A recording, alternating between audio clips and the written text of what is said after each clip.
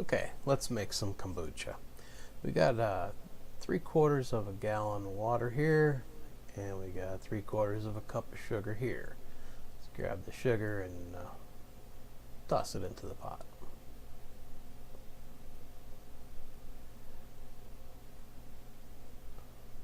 Alright, now I already got the fire on here, and that'll boil eventually, but for now, let's go over here and make up our tea ball. So I've got some gunpowder green tea. Doesn't have to be, but that's what I found. It's loose tea, and you can certainly use all bagged tea, but in this particular case, we're going to use what we've got. Now, let's see. Let me go over here and grab this tea ball, and let's grab a spoon. Whoa. All right, now we're gonna dig some of this tea out of here.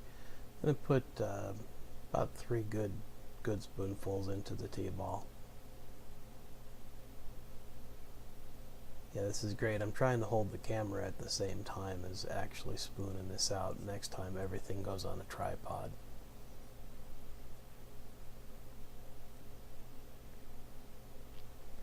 Alright, now we're going to grab 2 bags of just regular black tea.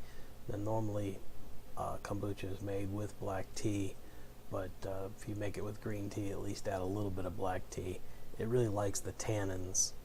Now we're going to close up the tea ball, and now I have this glass jar that I got for pickles. The pickles have all been eaten, and eventually we got all the pickle smell out of there. So I'm going to throw this in there, and let's put it over here in the sink. Now we're going to wait for the water to boil. It's not boiling. Still not boiling. Boy, you can look at that pot all day and it's just never going to boil. Alright, let's clean up here. We're going to close up the tea. Push this off to the side. Come over here. Look at this again. Okay. The water boiled.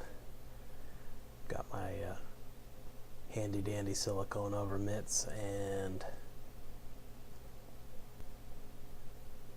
here it comes.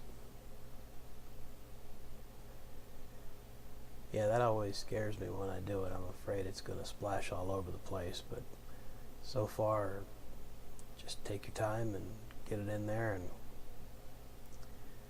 I haven't had any problems yet. Now, at this point, I'm actually ready to set this off on the porch and let it cool. But through the magic of internet and compressed time, here we are. You can see it's over there in the back, and it's already cooled down. It's been several hours. Now what I showed you here is my ginger. I've got some candied ginger, and I'm going to put a little bit in each one of these little jelly jars. Now when I do this in the jelly jars, I sometimes will get a little bit of carbonation, and sometimes I won't. It is not the best seal with these rings and lids, but as of yet I haven't figured out anything better. Alright, get this off to the side, and now fill them up. You can see I got a lot of carbonation right now, but after this will sit for a few days and then go into the refrigerator by the time I actually drink it. Some of them will have a little bit of sparkle to it, but most time you just have your kombucha flavor.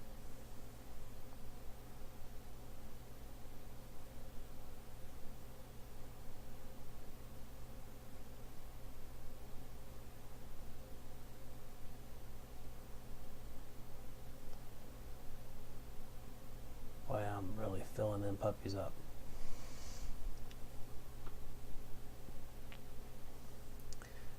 Now this is my Sunday evening once every 2 weeks. So when I get up in the morning, I'll actually make the tea and put it off the side to cool. If it's winter time, or well, even in the summertime, I'll put the jar with the lid on the outside back porch and just leave it there for the day. When the evening comes, everything is cooled off and I'm able to just go through and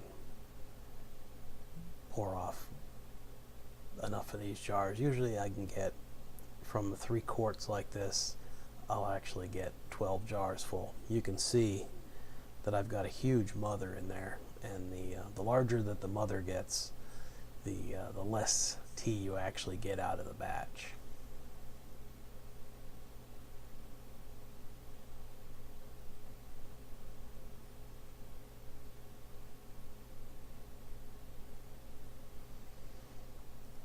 We'll let these sit for about 3 to 5 days at room temperature, and then I'll put them in the refrigerator.